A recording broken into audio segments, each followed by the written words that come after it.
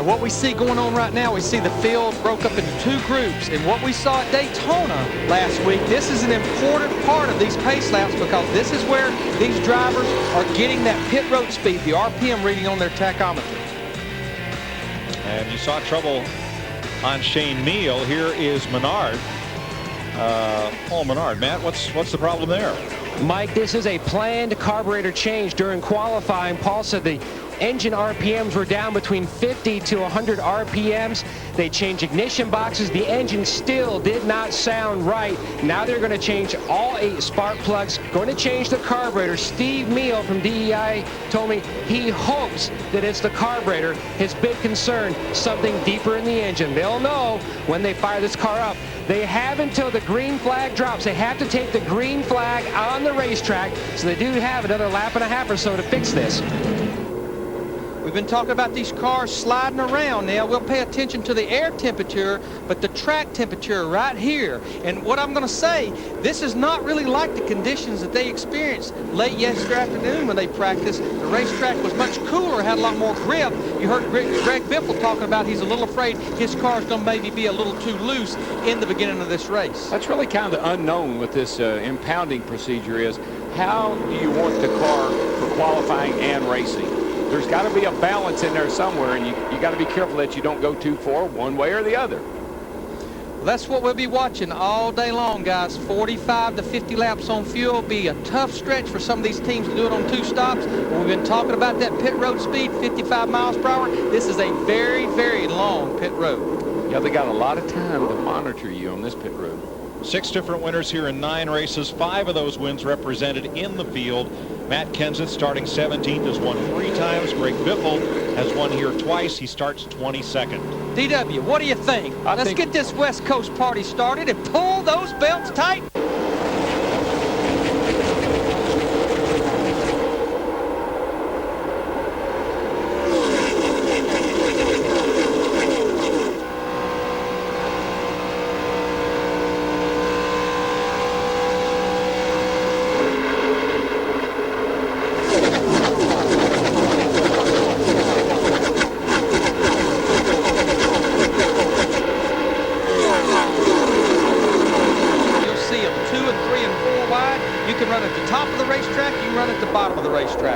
It's a track where it really doesn't matter where you start. It's got a lot of room to pass. You can make a lot of passes in a hurry. Black flag out for Boston Reed in the Hendrick number 5. He was 3 wide as they came across the start line. And so he is driving for a stop and go. This is just up on the wheel, just a little anxious to go. You have to stay in line until you cross the start-finish line. And that's a lesson learned right there, because I'm sure he's always been told all passing to the right, except on the start of the race, and then you got to cross the start-finish line. Here he comes on pit road for a dreaded drive-through penalty. What that means, he has to maintain pit road speed, 55 miles per hour. He does not actually have to stop in his pit box, but it's a drive-through penalty. I know where Tony Stewart is starting, right where he left off at Daytona last week. That's at the front of the pack. But he's got a shadow. He definitely has a shadow of Mark Martin in that 9 car. And Mark is one of those kind of guys, he'll sit there and wait for you to come back to him. He won't necessarily go up there and try to take the lead away from Tony. He'll let him back up to him. Our champion from last year, Mark Truex Jr. in the 8 car, continuing to lose ground. I talked to his crew chief yesterday and this morning, Kevin Mannion. They thought they had hit on the package that this car was looking for with this new tire construction, but they were not absolutely sure. And completes the pass. Let's go up front. Race leader and track record holder Tony Stewart. Let's go to his pit. Here's Matt. And this team did not expect to win the pole. They did not test here over the wintertime. In fact, Butch Hilton told me they spent so much time getting ready for Daytona. They came to Fontana too aggressive on their shock and spring package. They dialed it back, won the pole as Mark Martin works on the inside of Tony Stewart. The all-time Busch Series winner takes over the lead. Mark's just picking up right where he left off about 5 years ago. And just watching that car, they have that car driving good.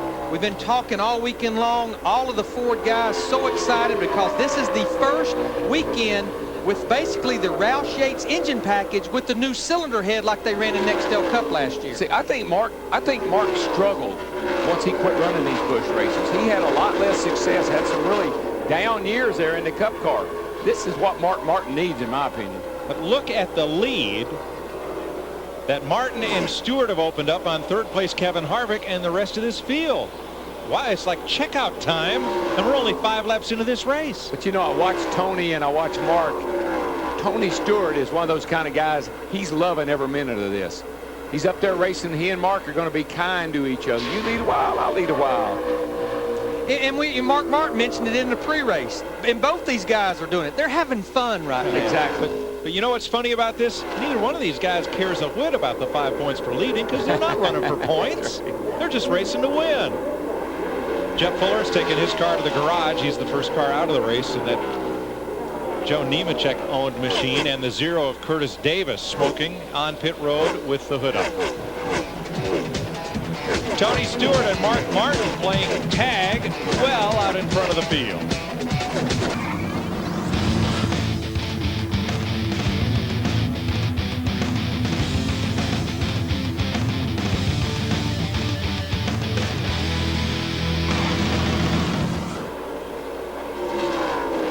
Now remember, at the start of the race, Boston Reed in the 5 car had a drive-through penalty for pulling out of line. Right now he is still on the lead lap, but he's only 3.5 seconds out in front of our leader right now. So if there's somebody out there that would love to see a caution right now, it would be Boston Reed to keep him on the lead lap. You see the differential right there between him and Mark Martin in the 9. Yeah, you know, Larry, he's actually maintaining that gap pretty well, and that's good news for him.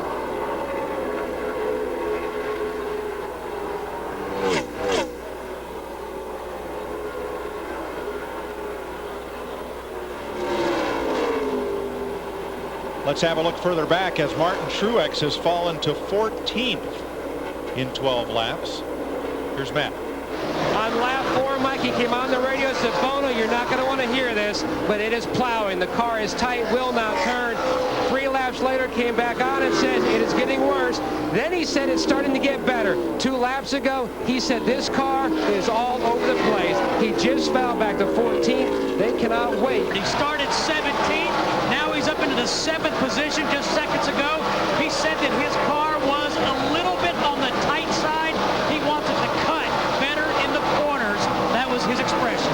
Yes, Steve, I think a lot like Boston Reed, Matt would love to see a caution just to get caught up with those guys, because he actually just went by David Green in the 27 car for 6th position. So definitely he is one of the big movers of this race so far.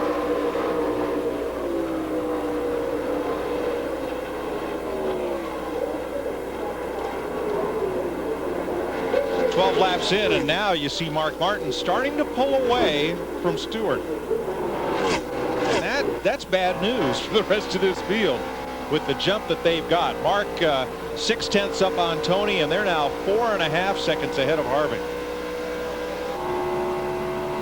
I tell you, guys, been coming back through the field, guys. He started on pit road, almost started at the back of the field. Shane Meal, he's up to 19th, to 18th now, clipping them off just ever so slightly, getting toward the front. And behind him, though, that little green dot back there is the 18 car of J.J. Yaley. Remember, he started on the outside of the front row, and he's already dropped back to 19th position in 14 laps. Dick, not like those guys were wanting it. No, it certainly isn't, Larry, and the problem is a very simple one. The car is understeering badly, particularly in the center of the turn. Crew Chief Jason Radcliffe has told them just hang on, that when they make a pit stop, they'll get that thing dialed in. Right now, it's dialed out.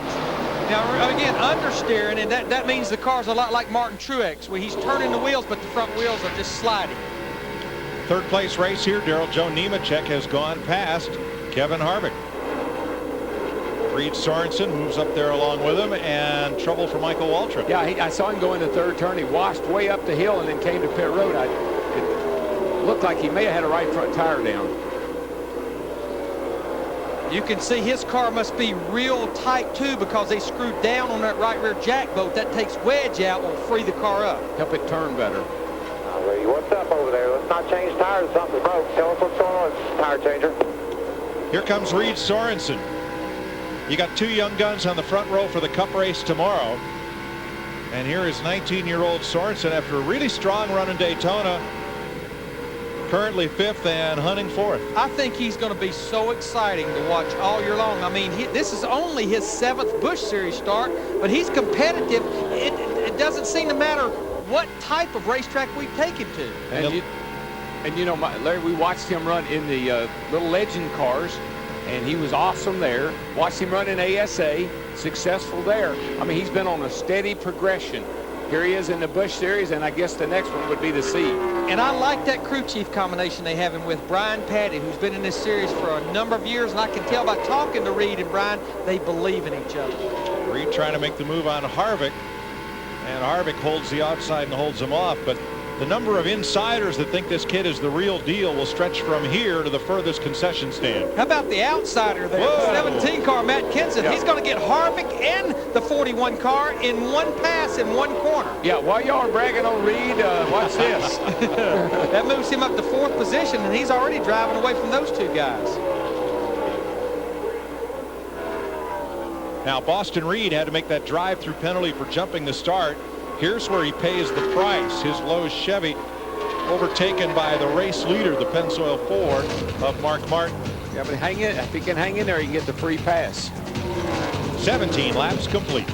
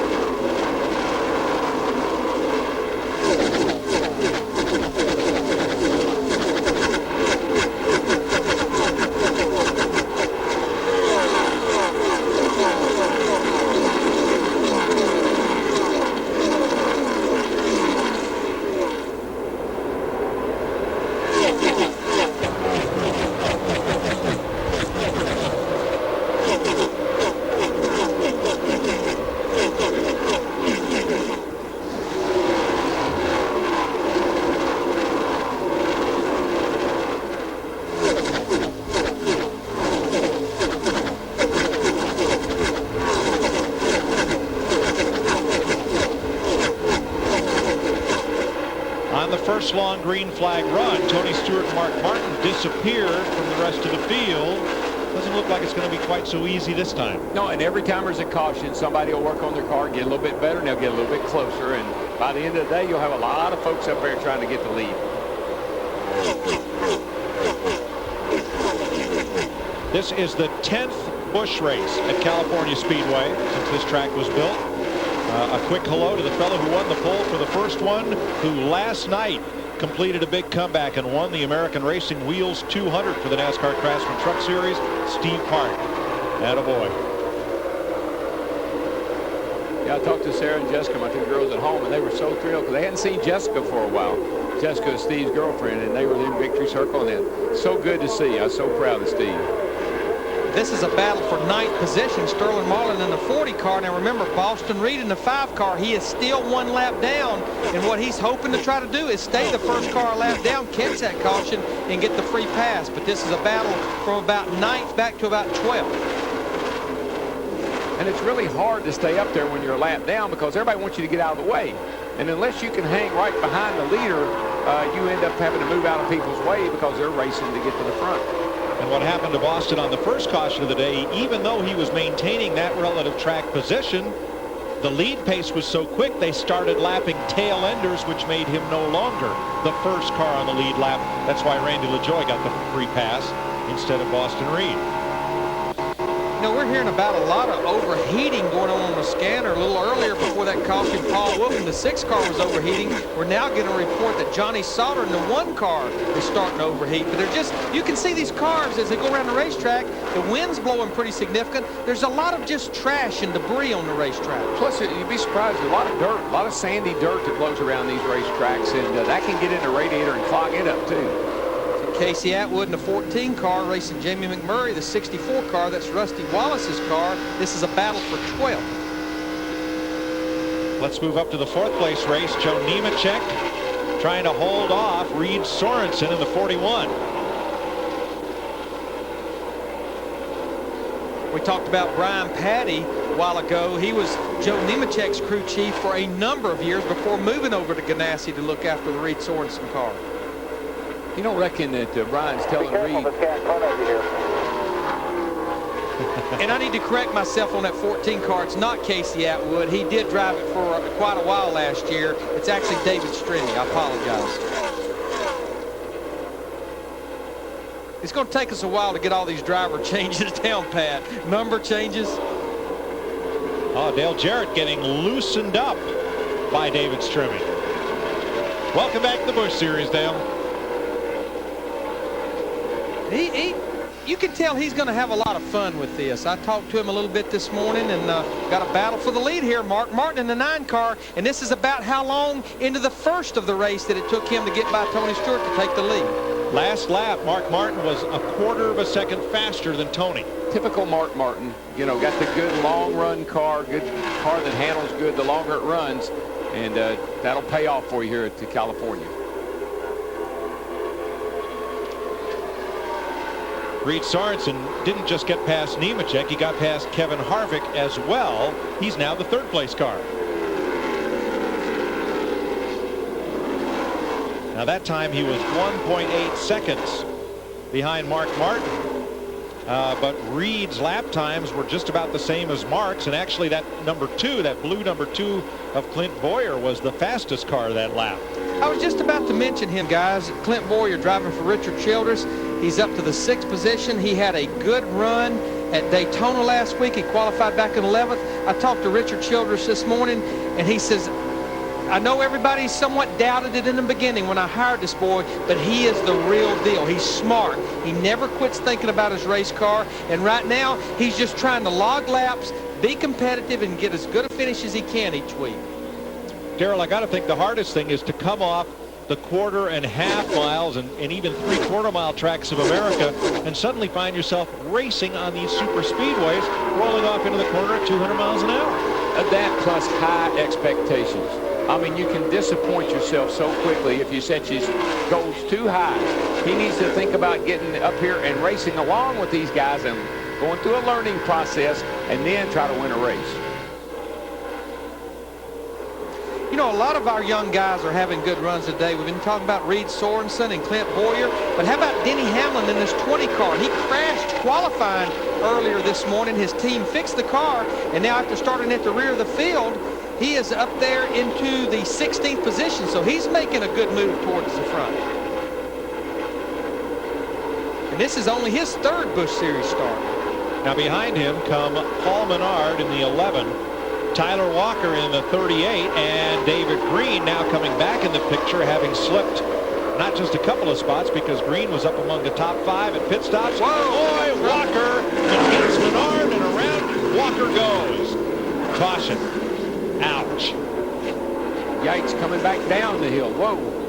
That's when it gets real dangerous. Oh, yeah. What goes up must come down. Now Second caution of the day. And this caution is the break that Boston Reed has been looking for in the 5 car. He'll finally get back on the lead lap. Early in a race like this, you like to see a caution every 20, 30 laps so you can work on your car and make it better. Tyler Walker in the middle. Yeah, Tyler would have been well advised. See, he got a little shot there from the 27 car. He'd been well advised to let those 2 guys race off in there, and he'd have woed up a little. And you know, we talk about that 3 wide. This racetrack's 75 feet wide. Got to have a little margin for error here. Tyler actually reacts to what he feels the 27 doing alongside of him, gets into Menard and causes him to wreck. Should be getting the call. Love you up soft. In front of you. Easy, easy, easy, easy. Come on down low, low, low. Clear, clear. Good job, buddy. Caution's out. Watch the white car on the right of your screen just touch the flat and get kicked up a little. And it's like Tyler Walker, you know, David Green never actually got into the 38 car Tyler Walker, but Tyler saw him move up and he jumped up and Paul Menard in the 11 was there. And Tyler's a rookie. You see his yellow bumper. And again, I'm not picking on the guy, but the right thing to done there would have been to check up, let them 2 guys race off in there, and you'd have been safe. Now, it's only been 10 laps since that last restart. Pit road will be open this time. Darrell, my theory at a racetrack like this, anytime you get a chance to put fuel in that car, come to pit road and get fuel in that car. So I think we'll at least see that going on possibly, especially cars in the middle of the pack on back. And the tire rule is different from last year. Last year, all the Busch races we talked about, they only had 3 sets of tires to work with under caution during the race. This year, they went a lot like the truck series. They give the team 6 sets of tires when they check in here.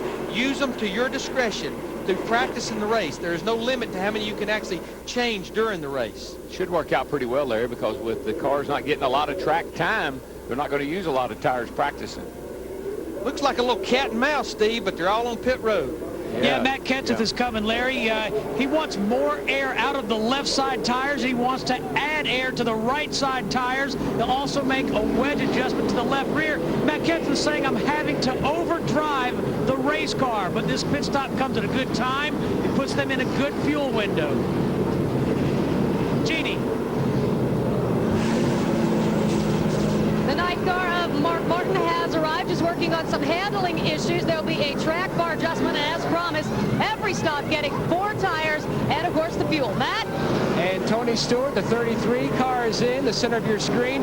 No major adjustments for Tony. The car was still a little on the free side. They were going to try to copy what the 9 of Mark Martin did, and it's going to be close. He's not going to beat him. It's going to be close at the line off pit road, Dick. Well, Shane Meal is still on the racetrack. He didn't pit at all. Todd Losey, his crew chief, who is calling this race from the spotters area atop the grandstand, concluded that nobody was going to pit, and it's simply been too soon. Guess what? Everybody pitted except them. Clint Boyer, however, did a good job. He came in, pitted for 4 tires, and he's on his way, Matty. Dick, if you are keeping track at home, they have made significant adjustments on Martin Truex' Chevrolet. Bono called for chassis adjustments on both sides. Also shuffled the air pressure again. Little Martin says he just has absolutely no grip. Can't keep it on the bottom. He is really struggling. 50 laps, 1/3 distance. See if Shane Meal's strategy or accidental strategy pays off if there's another caution not too far down the road.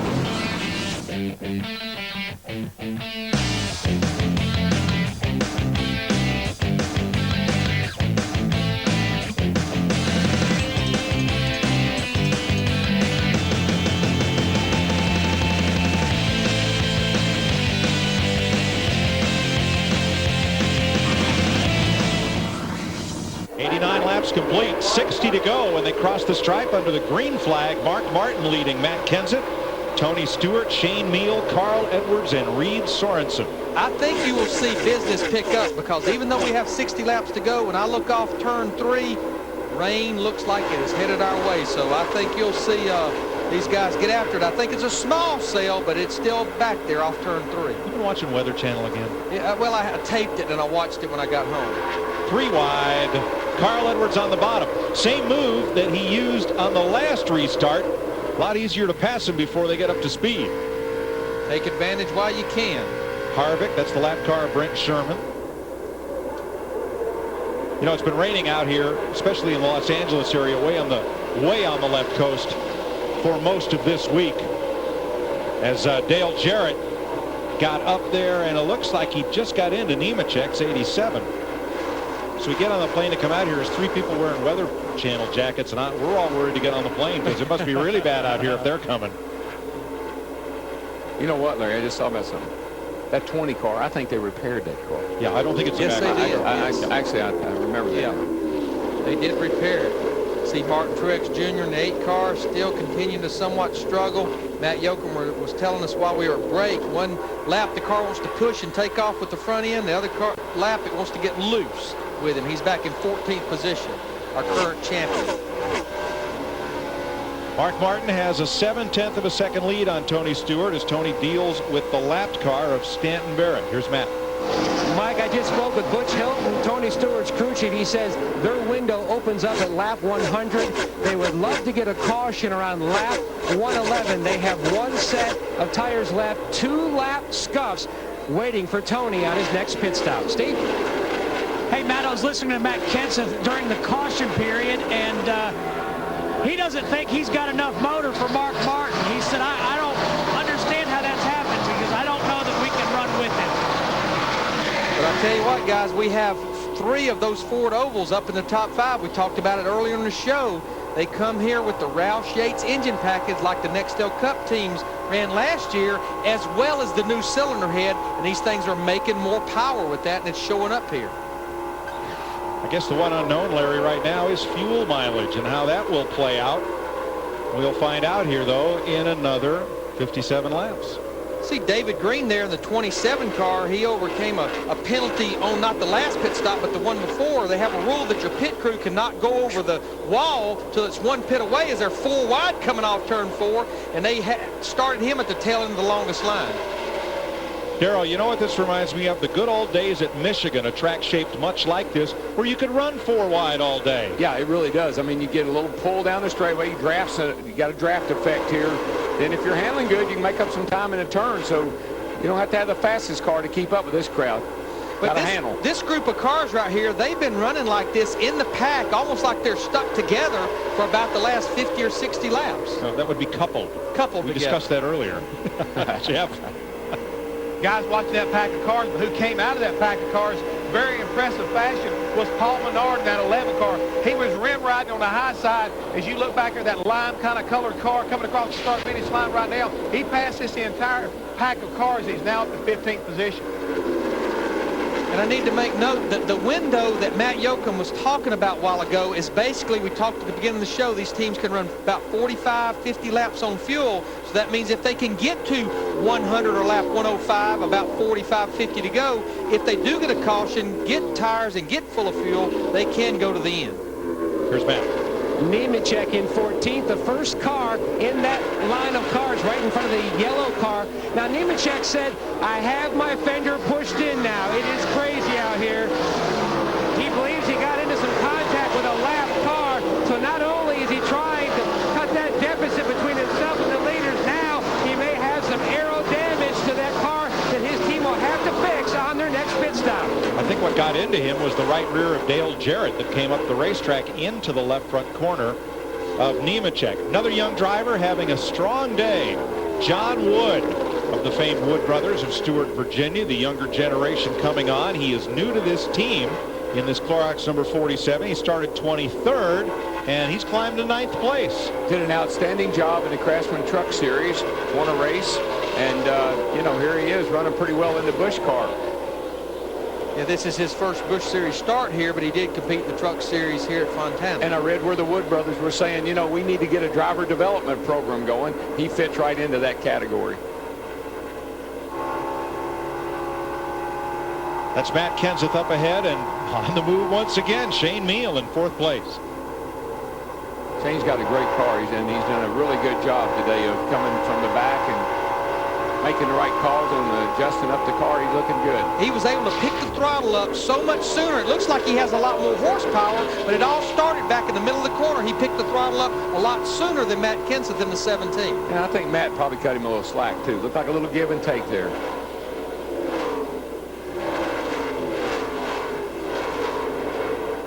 .52 laps to go. Mark Martin in front of Tony Stewart by 1.1 seconds. What are they saying in the leader's pit, Jeannie?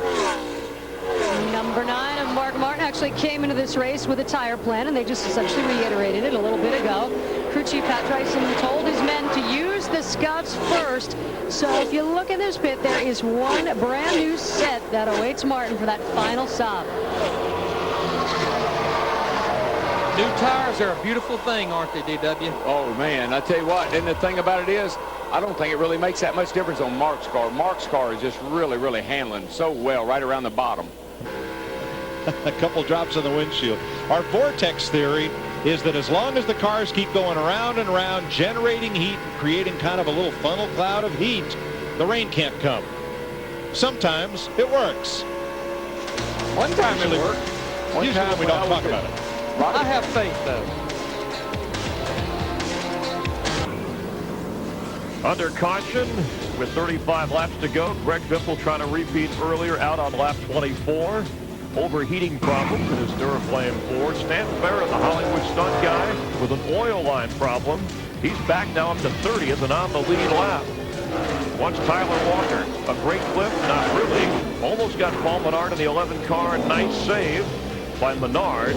Meanwhile, Walker slipping and sliding. Boston Reed in the 5 car with some problems, bringing out the 4th caution. And moments ago, a light rain, or is that rain on a light? Either way, Johnny Sauter is currently your leader with 35 laps to go. Well, right now, Johnny Sauter's at the head of this pack, but he does not have new tires on his car, and he's followed very closely by the 9 car Mark Martin. Business is getting ready to pick up, my friend, with 35 laps to go. Matt Kenseth 4th, Tony Stewart 5th. Let's go back upstairs to Mike. All right, the Chevy convertible pickup's going to hit pit road this time, and we're going to go back to green, and Johnny Sauter is going to be the lonely guy. He is the 1 car on the lead lap who did not pit. He will be a roadblock because he's going to go around him on the left and the right. And nothing to worry about now, Larry. I got plenty of fuel. I got me 4 fresh tires. It's all about racing now. Everybody but Johnny Sauter. He'll probably have to come to pit road in about 20 laps to get fuel because he's not been on pit road since lap 81 as we get the restart now with 34 laps to go. And I might add Stacy Compton in the 59 car in second right now, or actually in third. Chris Rice made the call. That's probably not a race-winning move, but you know what? It'll probably buy him a better finish than he was going to get if he just followed the leaders. 2 tires for Compton on that stop. And you see right there about the top 5 or 6 cars just down the backstretch are going to shoot Johnny Sauter into 1 up to the top. He's going to go from 1st to about 10th in the length of the backstretch. Yeah. He's in 7th. He's in 8th. He's in 9th. Tony, he's in 10th. Second place, past Stacy Compton. And the spotter for Johnny Sauter saying, 1 more coming, 1 more, 1 more, stay high. You're in the middle. Harvick and Kenseth side by side for 3rd.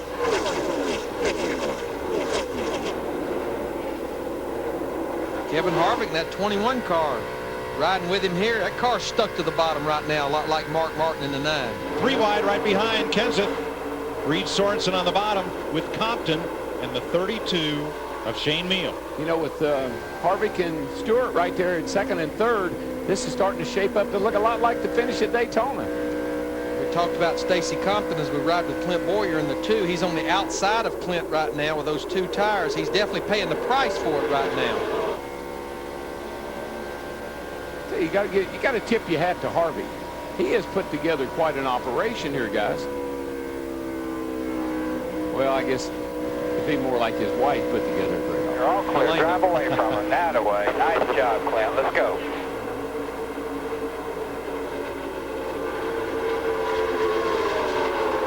32 laps to go. Here's Jeannie.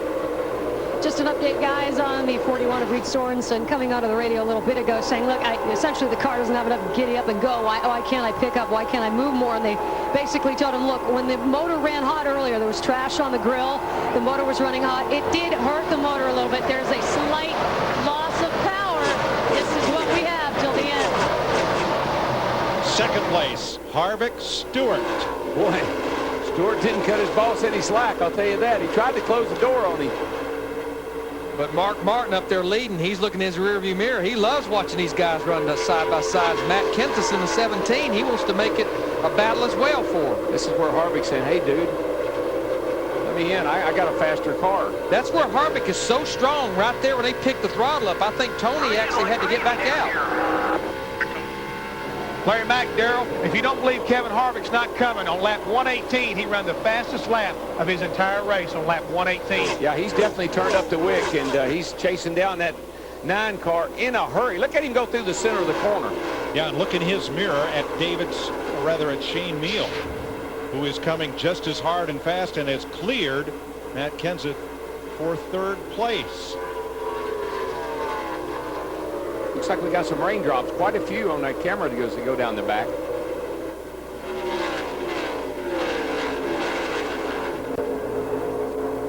Whoa, Sorensen kicked up a little there, racing Compton, as Neal and the deuce of Boyer go at it. Yeah, that's a little mini wad right there. And in the 60, right in the middle, here comes Carl Edwards. Turn it into a big wad now. Tell you who else has moved into this package right here is Martin Truex Jr. in the 8 car, our current champion. We've been talking about his woes all day long. He has now moved into the top 10. So Kevin Mannion, that group, they've definitely made this car better, and we have caution on the speedway. Rain in the back straightaway. Also, I think it's for rain, guys, because it looked like it was quite a bit of raindrops on that camera shot I saw. And also John Wood came onto pit road trailing a bit of smoke. When the caution came out, he rolled right through and will pick up the tail end of the field. So did not complete the stop. 29 laps to go. Rain in the back straightaway. I think it's very safe to say now, for a lot of reasons, everyone will stay out, probably except for Johnny Sauter, who has made his way almost to the back of the lead lap cars, back to 28th in that 1 car, staying out on that last caution. Ryan Hemphill will get the free pass, and that will put 33 cars on the lead lap with 28 laps to go in California.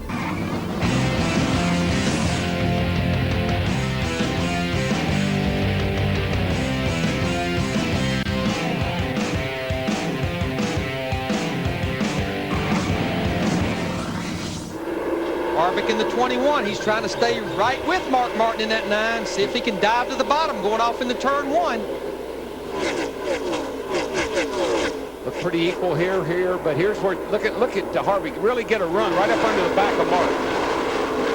That's where Harvick's been really fast.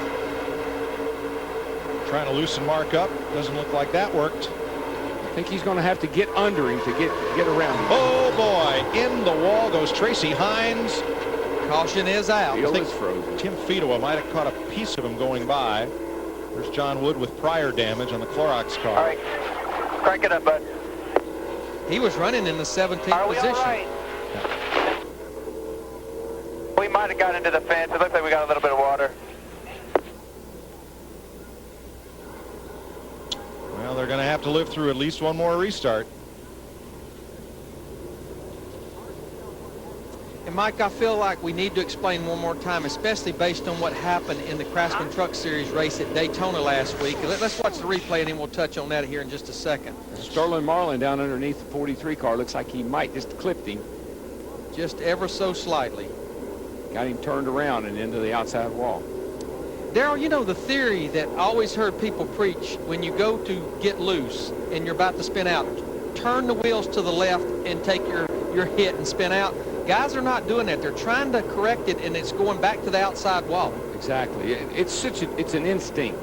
And unless you've got a lot of practice, it's hard to think about turning those wheels to the left. And Darrell, I guess the problem is if you turn them a little bit to the right to try to correct, the tires grab before you can feel it. By the time you feel it, the tires have hooked up. It's too late. And yeah, it's forcing the car it just goes, starts right, correct, and bam, right back, because that's the direction you got the tires turned in, front tires. See, I mean, a driver can't help but respond or react to the car coming around, and he's going to crank it to the right, but he doesn't have enough time or he can't think quick enough to get it cranked back to the left to keep it from going into the outside wall. I will say, in the water cars that he was in, if he had cranked it to the left, we'd have probably had a lot more cars involved as well.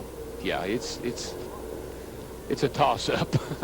But Mike, what I was going to say is something we're trying to make sure that we make the fans understand, especially based on what happened in the NASCAR Craftsman Truck Series race at Daytona in particular with Bobby Hamilton and Jimmy Spencer, is there scoring loops all around this racetrack, in the racetrack. And when the caution comes out, the field is frozen. Well, when it's not the end of the race to determine the winner or who finished 5th or 10th, they go back to the last scoring loop that those particular cars crossed. And it would be different loops for different cars. But for the finish of the race, in the case of the Craftsman Truck Series race at Daytona, the scoring loops are not part of the equation. It's where the cars or trucks were when the caution lights came on, and they revert to video, pictures, whatever they can to determine the finish of the race.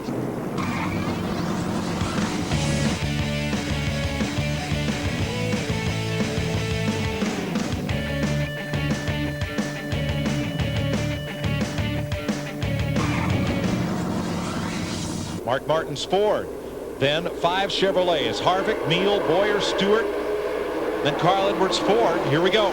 Mark got a pretty good restart that time on Kevin Harvick, pulled away by about a half a car length. That may be good. That may be good for Harvick though, because Harvick he gets such a run right in the center of the turn. See where he closes right up on the back bumper of Mark right there. Side by side, McMurray got a good run on Kenseth for 7th place. But I tell you one thing, Mark has got some zip up off the corner. Look at that 32 car. Shane Mill, he's moving about the equation. See Clint Boyer in that RCR2 car back there, back in 4th position as well. This will be a great run for him. 7 to go this time. Tony Stewart in the 33 car, he's losing more ground. Yeah, I would have. He's got a right rear tire that's going soft. He fell back to 8th and looks like he's going to fall back to 10th and even more. Yeah, he's in trouble.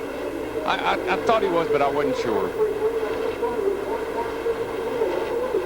Stewart fades from contention as Martin and Harvick try to pull away from the field. Look at Clint Boyer. He's right there too, Larry. Those first 2 are pretty steamy, and the next 2 are right there with them. Meanwhile, Mark Martin, he has stretched it out now. 6 laps to go for Mark Martin in the 9 car. Yeah, the longer they run, the further. Mark's car is so good on the long run. Only chance that Harvick really had was to get him on a restart. I think Harvick's going to have his hands full here with Shane Mill. So now it's Martin that's pulling away. Clear by 4, stay after, looking good. And Harvick, who falls into the clutches of Shane Mill.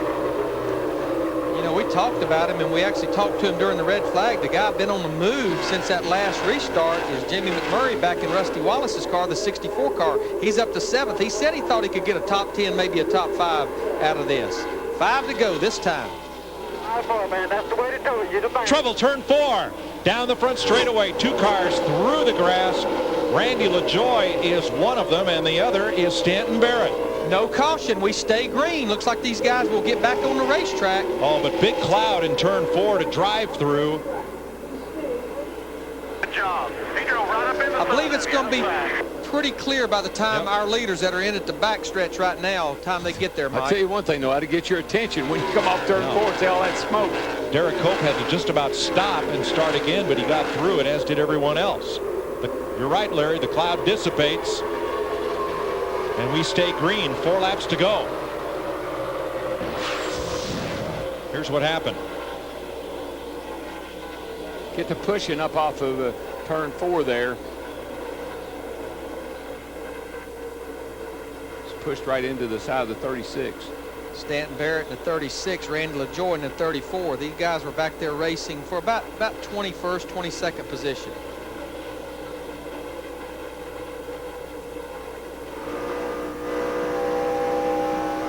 From Tim Fedowa, you see it unfold. Boy, J.J. Yaley in that orange car up there in the 18, he just makes it through. Meanwhile, 3 laps to go for Mark Martin in the 9 car. That was Barrett down the inside of the track. He's still running. LaJoie has pitted. You know, another car that's starting to fall back, you heard him when we interviewed him during the red flag, felt like his car just was not that good. Matt Kenseth has fallen back to 9th in the 17 car. Well, we used to run the second Busch race of the year at Markingham, as we called it, in the Sandhills in North Carolina. They've moved the race, but when Mark Martin's in the field, not much change at first place, is Maybe there? it was a time of year, not the racetrack. I think so. I'll tell you one thing, I wouldn't give up on Kevin Harvick. You're the man. 2 more. Harvick is closing back down on Mark. I know Mark's being real cautious, not going to make any mistakes here. That's a veteran driver, but boy, Harvick is giving it all it's got.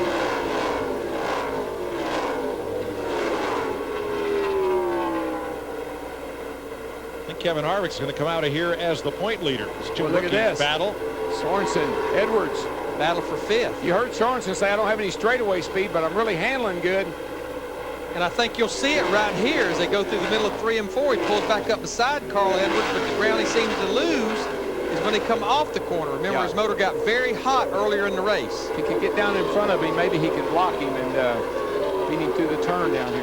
We only have to do it one more lap. White flag is out. 1 to go. Bell out.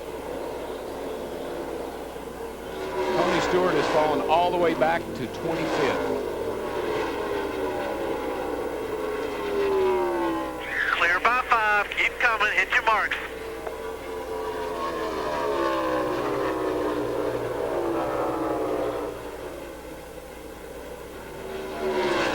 Tony Stewart has crashed. Still under green, checkered flag in his first California Busch Series start. Mark Martin gets his 46th NASCAR Busch Series win. This battle right here, this is a battle for 7th between Jamie McMurray in the 64, David Strimmy in the 14. Lee McMurray beat him just by a little bit. Still, that's a great job by Strimmy to come home in 8th place. And Tony Stewart is going to come home 29th, the last car on the lead lap. Yeah, two guys that thought they had tires down. Truex, and he did, and I think Tony did too, and it bit them both. Mark Martin leads 102 of 150 laps. Shane Meal finishing 3rd, ties his career best. Texas and Talladega 2003, 3rd place. A lot of young boys in that top 5. You talked about Shane Meal, Clint Boyer, Reed Sorensen with a top 5 finish. Carl Edwards in 6th. Here comes Tony limping across the line, car torn up.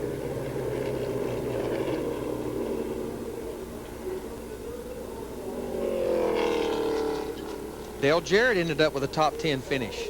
Finished 10th. Let's show you what happened to Tony Stewart from his onboard camera. What happened to make that not happen again?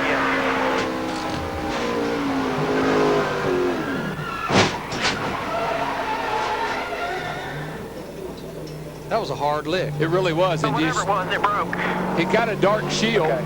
He's got a dark shield, and he had it up. You can see his eyes. You see him looking around before he crashed to see where everybody was. Yeah, he was seeing if someone was Somebody right behind going him. to T-bone him or whatever. I'm going to say, but it was probably a track bar mount that was coming loose there and moving around, and it broke.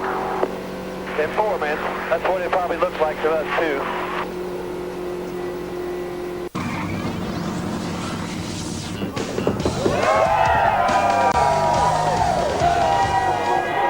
He knows how to do this 46 times. Have you missed Busch Series victory lanes? I mean, it's been a couple years.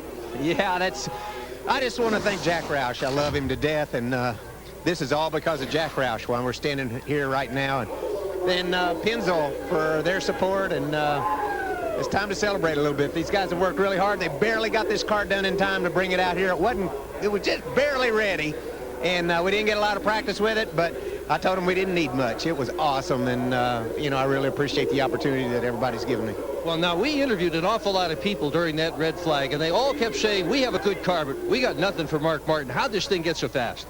I don't know. Ask Jack Roush. And, you know, incredible horsepower here with the Roush Yates power, and just an awesome race car. And, heck, you know, I didn't want to lose. Congratulations. Jeannie? Catching up with Kevin Harvick. Okay, everybody wants to know, I guess, your best chance on the restart. But did you have enough to get there? Well, I could get there, and, you know, I probably could have spun him out, but it was... Kinder, gentler. There was too many laps to go to start that tactic, but I really thought our car was fast enough to get back to him, and I just lost a little bit on the restart there. But the Reese Chevrolet was good the last run and really had a good car at the end of the race and had a lot of fun. So if you're going to lose to somebody, Mark Martin on his farewell tour, he's meant a lot to this sport and a lot to the Busch Series, so it's pretty cool to see him win. As we leave California and head for Mexico City, Kevin Harvick is the point leader. But if you take a look at the guys that are really running the Busch Series this year, here's kind of how they stack up among the regulars as we'll move through once you take the fellas out of the equation. How about the young guys there? Reed Sorensen, Carl Edwards, Clint Boyer. Pretty much all, for the most part, rookies this year.